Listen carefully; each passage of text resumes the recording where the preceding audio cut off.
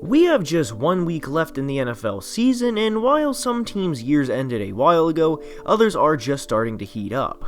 Week 16 was a bit of a weird week, as we had an unusual schedule, as we had a Friday game, 3 Saturday games, 11 Sunday, and 1 Monday. Not that I'm complaining, because I genuinely did love the 3 Saturday games, despite them not necessarily being good games. But we have a lot to discuss for today's video, as Alvin Kamara had a 6-touchdown game, which was only the second one in league history. The Chiefs barely escaped the Falcons, and the Dolphins miraculously won against the Raiders. Now, before we get started, please like the video and subscribe to the channel, as each only take a second to do, and as all support is very much appreciated. Now let's begin. And as always, the takeaways are in no order of importance and are in general the biggest takeaways of the week. So first things first, we start in the desert to discuss the 49ers and the Cardinals. The 49ers ran all over Arizona, as they had nearly 230 rushing yards and averaged over 7.5 yards per carry.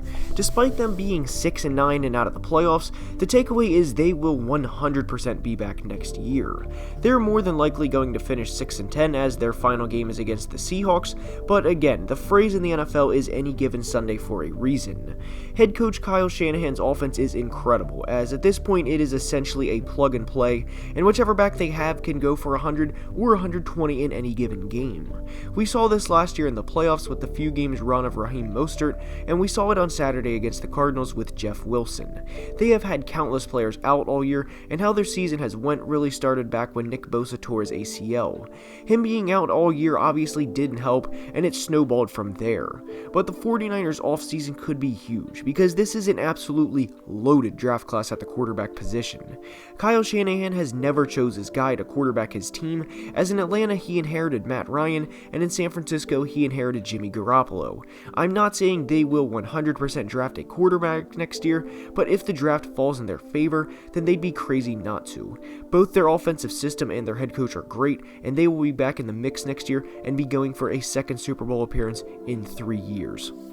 Now as for the Cardinals, heading into this year, they were everyone's dark horse. Kyler has played great this year for the most part, as he has 4,700 total yards and 37 total touchdowns. If they miss the playoffs, it's not the end of the world. They improved this year, and even if they make the playoffs, they're not going to go very far. Just being realistic, heading into week 17, their ceiling is winning 1 playoff game, and that's not a bad thing for a team with a 23-year-old quarterback who's had the year he's had. I want to get that clear. They have the next decade with Kyler, and he has shown countless times that they will be a team to be reckoned with for the next who knows how many years. The days of circling the Cardinals as an easy win on the calendar are over.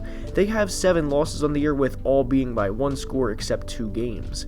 The only games they weren't was a surprising loss at Carolina and one against the Rams a few weeks ago. The trend of second-year MVPs with Mahomes, Lamar, and what people presume to be Kyler at the beginning of the year is over, and that's fine. Kyler's played great this year, and he proved that he is a franchise quarterback. Whatever happens in week 17 and whether they go to the playoffs or not does not make this a good year or bad year. They improved in a lot of areas, and because of that, the Cardinals have had a very successful 2020. Next, we head to Pittsburgh to discuss the game between the Colts and Steelers. The Steelers won their first game in 4 weeks and avoided being 11-4 despite an 11-0 start. They clinched the AFC North in the process, but there were some telling things in this game. With Kansas City clinching the number 1 seed in the AFC Sunday, the Steelers would have to win 3 straight games to get to Super Bowl 55 to end up in Tampa. So congratulations to them winning the division, but the likelihood they win 3 in a row to get there is next to none. They have 0 running game, as on Sunday they averaged 1.4 yards per carry, and running back Benny Snell had 6 attempts for 0 yards. Whoever they play in the wildcard round of the playoffs, we will soon know, but I wouldn't expect them to win multiple playoff games. This style of having Ben throw the ball 49 times because they simply can't run the ball will not fly, as we have seen Ben regress significantly in the past month. CBS came out Sunday saying that Ben suffered an apparent injury against Washington a few weeks ago, and that he had a 24-5 TD to INT ratio in weeks 1 through 10 prior to the injury, and just a 6-5 since. I personally didn't know he had an injury, injury, nor am I saying he didn't have one or any of that. I'm not claiming any of this, but he played great Sunday and was a huge reason the Steelers won. For as much criticism as Juju Smith-Schuster received this week, he answered the call as he finished as the leading receiver and caught the go-ahead touchdown pass in the fourth quarter. I made a video a few weeks ago for award predictions, and after Sunday, I do want to officially go on record and say TJ Watt should win the Defensive Player of the Year. TJ is a disruptive force, and he has truly become one of the best players in the entire NFL, and hopefully he becomes the second Watt brother to win a DPOY award. Next, we go to Miami to discuss this game and how it ended. So for a Saturday night game, the NFL got everything it could have asked for. The 1 o'clock game between the Bucs and Lions was not good for the NFL because at a point, we had Blaine Gabbert leading the Bucs and throwing touchdowns in a game where the score finished as a 40-point blowout win for Tampa. The San Francisco-Arizona game wasn't bad, but it certainly wasn't what the final game of the night was. Before we discuss the end of the game, we have to really dig into the events leading up to it. Tua has had flashes this year, and while you can't always judge a player in their rookie year, it's at minimum a little concerning for how bipolar his play is. He finished the game 17 for 22 with 94 yards and was sacked 3 times. While Brian Flores in hindsight made the correct decision to pull Tua and bring in Fitzpatrick, the question becomes, how long does this go on? They could very well go to the playoffs, and if they do and Tua struggles, then what? Lamar Jackson struggled in his first playoff game against the Chargers in 2018, and Ravens fans wanted Joe Flacco to enter the game. Ultimately, John Harbaugh did not put Joe in the game, but the question will be asked this week to head coach Brian Flores if this situation happens. But what benefits the Dolphins is how calm and how coachable Tua is. A lot of players would not be okay with their backup entering the game, and whether the team wins or loss wouldn't matter, but Tua is so good about it because he knows it will help him and help the Dolphins in the long run.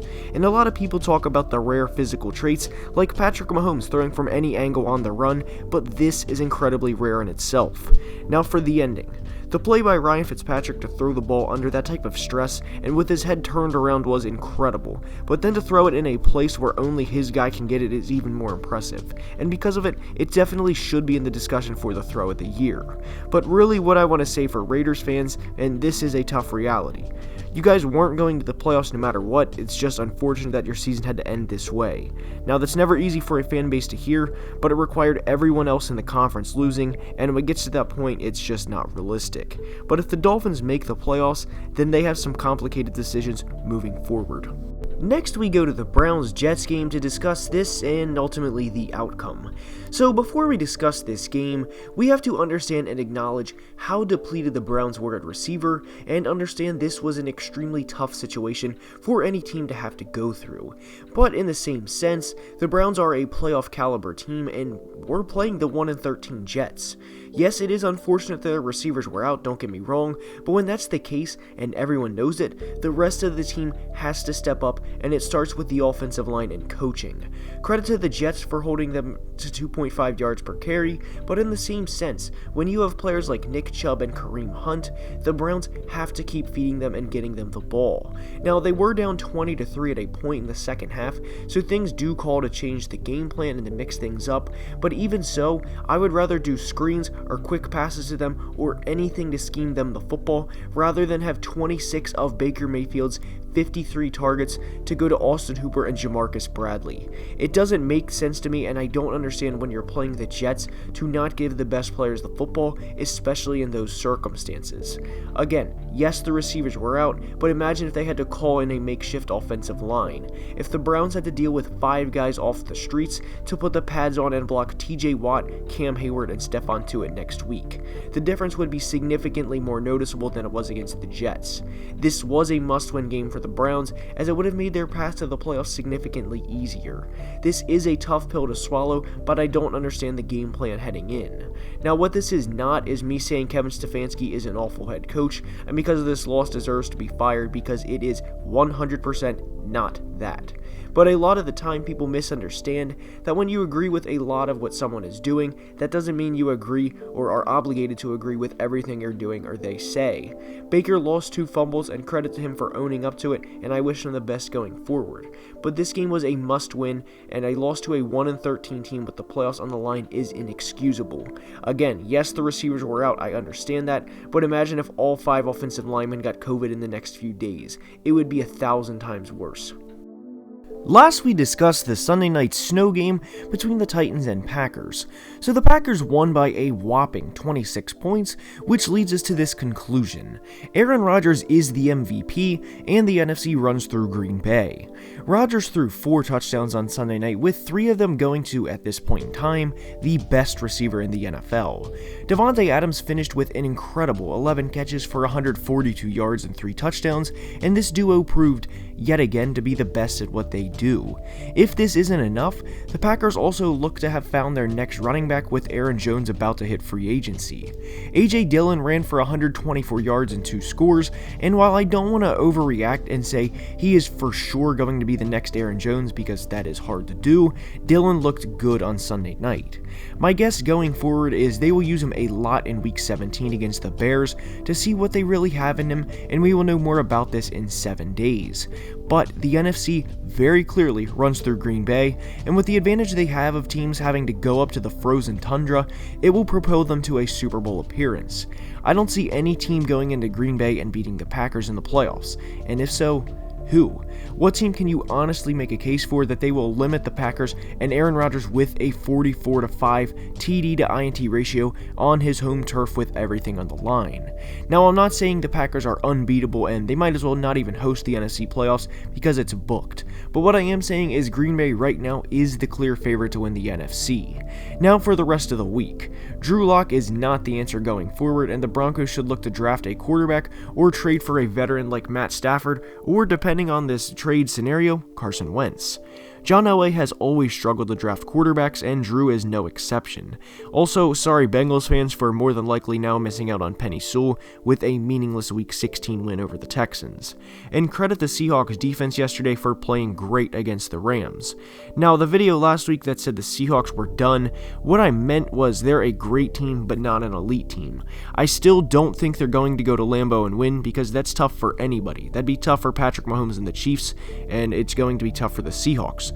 So what I want Seahawks fans to take away, if they're listening, is I'm not saying your team is equivalent to the 1-14 Jaguars, because that's honestly about how some of them took it last week, but what I am saying is I don't think they will go to Lambeau in January and win. If they do, and I'm wrong, I'll make a video the day after the NFC Championship admitting I was truly wrong about the Seahawks. And last but not least, credit to Alvin Kamara for 6 touchdowns, but Sean Payton, what were you thinking, man? Just let him get 7, and that's coming from a Vikings fan. Now, with that being said, that's all I have for today's video. I hope you enjoyed. If you did, please leave a like. It helps a ton. If you're still watching, you're awesome, and I appreciate the time out of your day and the support of the channel. See you guys next time. Have a great day. Love you guys. Deuces. Peace.